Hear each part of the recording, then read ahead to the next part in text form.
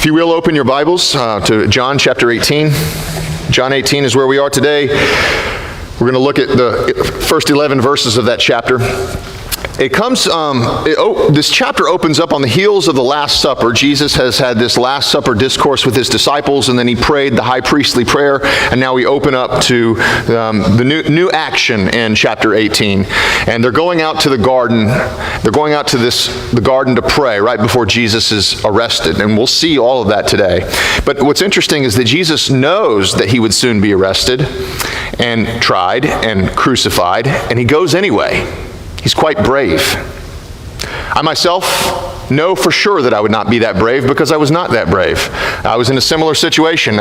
Before I became a born-again Christian, I lived like the rest of the world, maybe even worse than the rest of the world, quite frankly. And when I was in college, I was in a fraternity that was doing everything you'd expect a fraternity would be doing and even more. We were hazing illegally. We weren't supposed to be doing that, but we were. And eventually there were warrants out for our arrest, all of us.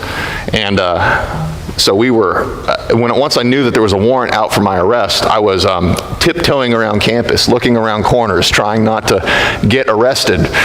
But it happened one day. I was in my dorm room, and here I see the police officer coming for me, and I'm thinking, well, this guy's a kind of a bigger police officer, right? Kind of waddling up, and I'm thinking, I'm a college athlete. I could run for it. I can make it. But I decided not to run for it. But I was scared. And I was arrested. I was a coward, really. But Jesus, as we see in this moment of his arrest, is not a coward. He's brave. And I wonder, certainly I was a coward being arrested, but there's a lot of areas where we can be arrested, or we can be cowards, and I wonder where that might be for you. Where might you be afraid to live boldly into your faith? And let's contrast that as we read here, as Jesus comes to his hour of arrest. That's John chapter 18, verses 1 to 3 is where we'll begin. When Jesus had spoken these words, he went forth with his disciples over the ravine of the Kidron, where there was a garden, which he entered with his disciples.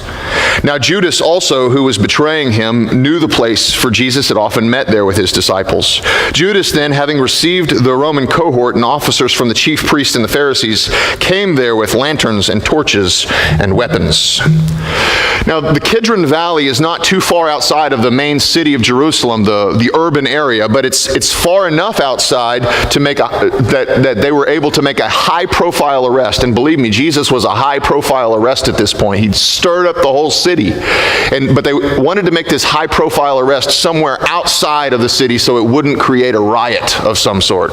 And the Kidron Valley was the perfect spot. Judas knew it because Jesus often took his disciples there before Judas betrayed. Remember, Judas decided to betray Jesus once he realized that Jesus wasn't going to be the sort of Messiah he thought that he was. He wasn't going to get fame and power. He knew that Jesus was going to a cross, and Judas wanted nothing to do with it. So he found the fastest, most expedient way to sell him out. And he did it. He sold him out. And now here comes Judas to this familiar spot where Jesus would take his disciples, and he brings this cohort, or this battalion of Roman officers. Now, normally there were not that many Roman officers in Jerusalem, but because it's the Passover, Rome would send reinforcements there.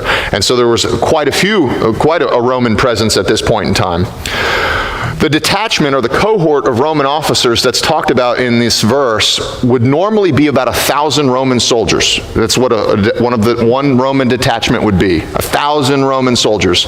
Now, we have to assume that maybe a few hundred of them are scattered and posted around the city, so maybe it's not the full 1,000. But we're talking about a small army of maybe 700 to 800 men coming out to the Kidron Valley with torches and weapons. 700 to 800 people to arrest Jesus. That's an impressive size group of people to come for one man. Or maybe if their warrant extended to all the disciples, even if it's just 12 people, that's still a huge army. A couple of things to keep in mind about that. First of all, how frightening that must be to see this army coming out, and you know they're coming out for you. How scared, especially the disciples. I don't know how Jesus felt, but if being human, he must have felt some sort of fear there at seeing such a large army. But then secondly, think about this. If It's not like guys with weapons and torches, 700 to 800 of them, they're not going to sneak up on you, right? You see them coming from a mile away. And Jesus and his small band of disciples would have certainly seen these soldiers coming from far away. They could have easily slipped away. Right? They saw them coming, but they didn't. They didn't slip away, which points us to a developing theme here in this text, that Jesus didn't slip away because of his willingness to go to the cross, his willingness to do what the Father had set before him to do. Let's continue in verses 4 to 6. Jesus, knowing all things that were coming upon him, went forth, and he said to them, "Whom do you seek?" And they answered him, "Jesus the Nazarene." He said to them, "I am he." And Judas also, who was betraying him, was standing with them. So when he said to them, "I am he," they drew back and fell to the ground. How easily it could have been for Jesus to just slip away in that moment. He could have evaded that large army. How easily it could have been, but instead Jesus walks right up and he says, "Who are you looking for? Who are you guys coming out here to get?" And they say, "Jesus of Nazareth." And he says, "Well, that's me. That's me."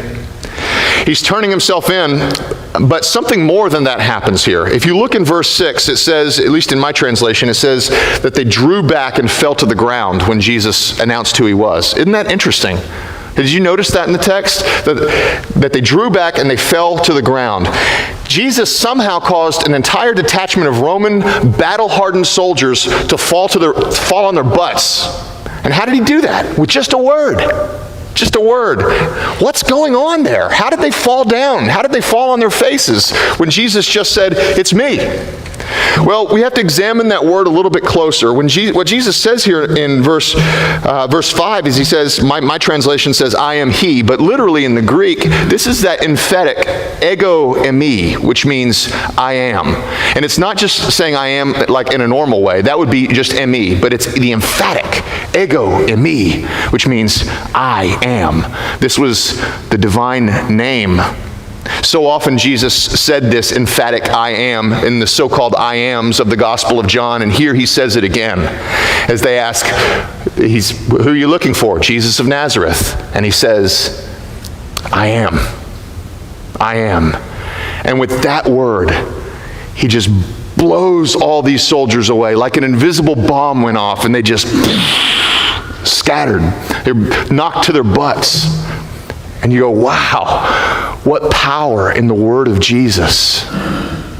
In fact, this is just a little bit of a glimpse of Jesus' ultimate power, the power of his word to slay the wicked. Isaiah chapter 11, verse 4, speaking of the coming Messiah, the prophet says this, "He will strike the earth with the rod of his mouth, and with the breath of his lips he will slay the wicked."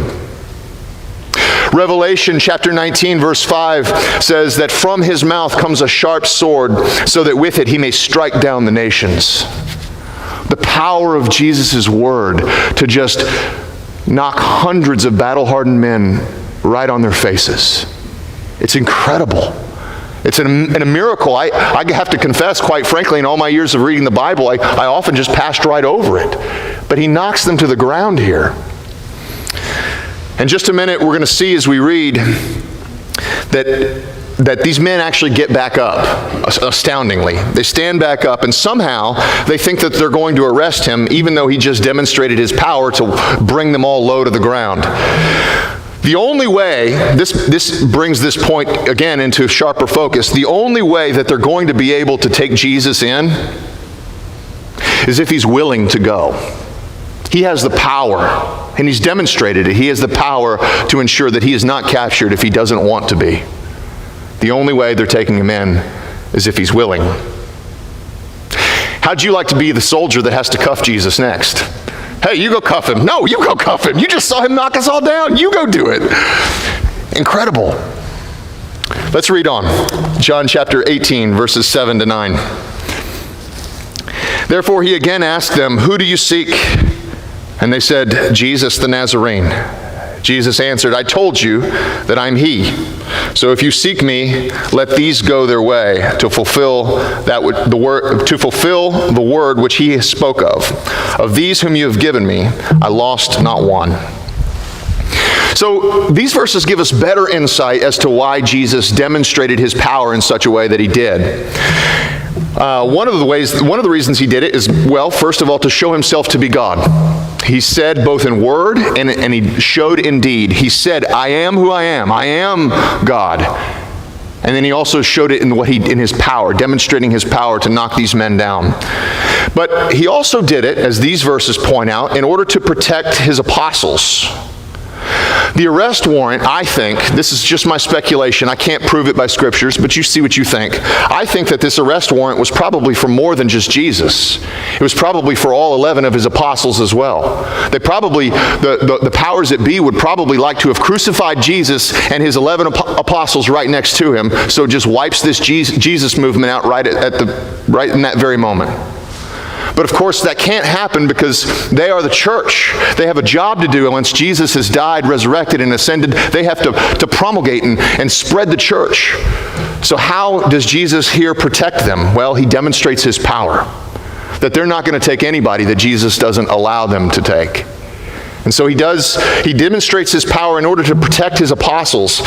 And Jesus demonstrates this power to make them understand that the Roman soldiers have to comply with his request. Otherwise, nobody's going in. They say, well, then just let us take Jesus. He says, I'll go. But then you let these other 11, you let them leave. Right? And so Jesus, in this way, protects his apostles in this moment. John chapter 10, John chapter 18, continue in verses 10 to 11. Simon Peter, then having a sword, drew it and struck the high priest's slave and cut off his right ear. And the slave's name was Malchus. So Jesus said to Peter, put the sword into the sheath. The cup which the Father has given me, shall I not drink it? In these verses, we see Peter striking off the ear of one of these soldiers, one of the chief priest soldiers, not a Roman soldier, but one of the chief priest soldiers. I don't think Peter would have done this if he hadn't first seen the power that Jesus demonstrated. He saw that, okay, Jesus has the power to wipe these guys out. Now I'm ready to fight, right? Before that, I don't think he would have taken those 60-1 odds against these soldiers. But him being emboldened by seeing Jesus' power, now he's ready to draw the sword and to fight away these men. And I also don't think that Peter would have survived this moment if Jesus hadn't demonstrated his power. He cuts off the high priest's servant's ear. Normally, under normal circumstances, that would be it for him, right? Okay, you're a dead man. You just cut off his ear. But they don't kill Peter. They don't even attack him. Why? Because Jesus is there and he just knocked them all down. And so Jesus says, no, you're not going to lay a finger on Peter. And then he turns to Peter and he says, Peter, quit. Put the sword in the sheath. Shall I not drink the cup the Father has given me? Ever wonder what Jesus meant by that? The cup the Father's given me? You might think, well, it means that it's his fate. It's his destiny. And you wouldn't be entirely wrong on that, but there's more to it than that. This cup that Jesus has been given to drink. Anyone know how Socrates died? Socrates was put on trial for corrupting the youth and denying the gods, and he was convicted guilty, condemned to death. And the mode of execution was death by hemlock. He was given a drink, poisoned. He was to drink it, he did, he died. It was a common means of execution in the ancient world to execute by means of poison, by hemlock, by drink. So Jesus came into this world to die for your sins and for mine. God looked at the span of your life and every sin, that is every perverted thought, every harsh word, every cruel action, and the righteous wrath of God toward you to punish those sins, the torment, the hell, the agony, the death that we all deserve for the awful things that we have done. God has poured out all that wrath into this one cup. And now instead of having us drink that cup, he sets that cup before his only son. And Jesus says, shall I not drink the cup the Father has given me? He drinks it to the dregs, so that all that remains is no longer wrath toward you, but only the love and the mercy of God, won for you by Christ, who drank your cup. You know, there's a couple of ways we could look at this particular text, a couple of ways this sermon could be preached. We could look at Jesus' bravery, his willingness to suffer and die to accomplish the will of God and the salvation of the church. We could look at that bravery and I could say, now you go and you be brave too, right? Well, you can imagine, preachers better than I can create this great inspiring sermon. You go be brave. You go do it. Be brave. Confess your sins, even though it seems scary and you might be exposed. Be brave. Be brave. Go and say sorry to someone that you've hurt, even though you don't know if they'll forgive you or not. Be brave and put down the bottle or put down the pills and serve your Lord.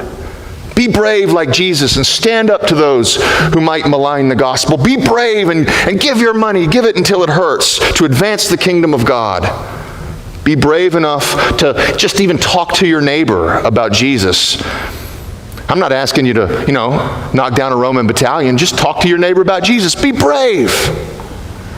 That's one way we could go about the sermon, telling you to be brave like Jesus is. And maybe most preachers might take up that approach in that text, but there's a problem with it.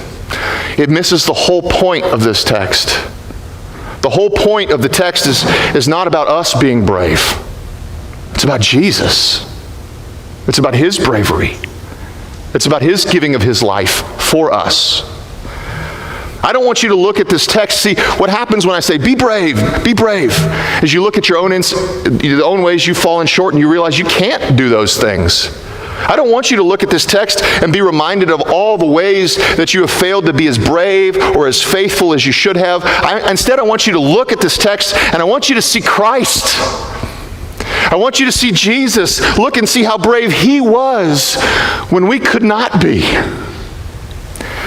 11 disciples were with Jesus that night, and the cuffs went on his wrists, and 10 of them fled like cowards. 10 of them tried not to get arrested in that moment. That's what they were concerned about. And that's you and me, isn't it? I know it's me. I told you about me earlier. I'm a coward. I'd flee. And I think if you're honest, it's you too. We're never as brave as we should be. We're never brave enough to lay aside our own desires to be the parents and the grandparents that we should be. We're never brave enough to show our true selves to other people. We're never brave enough to live the totally self-sacrificing life that Christ calls us to lay out everything in every area of our lives for the sake of the kingdom. Many times we're not even brave enough to put down our phones and pick up our Bibles because we're afraid we might miss our friend's next tweet. Now, some might point to Peter and say, well, look at Peter in the text. Look at Peter here. He was brave, and he was. And maybe there are some people here in the congregation today who would be that personality like Peter is and that have that sort of bravery. But even Peter, look at his bravery, how it was misguided by his self-absorbed zeal. Something else to note about Peter here is that Peter understood that Christ was able to use this power to destroy an entire army, and I'm not sure Peter would have picked up that sword had it not been for that. In fact, in some ways, once Jesus made it clear that he was not intending to use that power to destroy any armies, he became the biggest coward of them all. Eventually, he denied Jesus not once, not twice, but 3 times. This isn't a story about our bravery. It's the story about the bravery of Jesus to rescue us when we could not be brave, to drink the cup of death that we are too afraid to drink. This morning, I wonder if there's anyone here today who's afraid. I wonder if you're afraid of the consequences of what you've done and it's too great for you to bear. Are you afraid that your past is going to catch up to you? Are you afraid that you won't be able to be the sort of person that you want to be in the future? Are you afraid? Are you afraid of the cup that you know you'll have to drink? The good news of the gospel this morning, the herald, the good news I bring you today is that you don't have to drink that cup. You don't have to be afraid. And you don't have to pretend to be brave anymore, because Jesus was brave for you. If today you will fully trust in the Lord Jesus Christ, then you can let your fears go, because you can know with a certainty that He stands to protect you. He died for you. He rose for you. He lives for you. He intercedes for you even now. When you trust in Jesus, you can walk from this place having a full confidence that in Him, not because of anything you've done or not done, but in Him, you have eternal life. May this word be to the glory of God and for the joy of His people. Amen.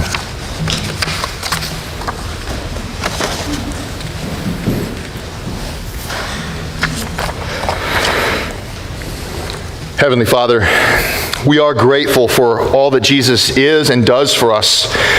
We look with awe at this text and see the way that He protects His disciples, the way that He gives Himself up, the way that He drinks the cup that was set before Him, the way that He saves us. And we marvel, and we celebrate, and we rejoice, and we find ourselves more and more in love with Christ who is revealed in the Scriptures. Make us more and more like Him as we leave this place. We ask this in Jesus' name. Amen.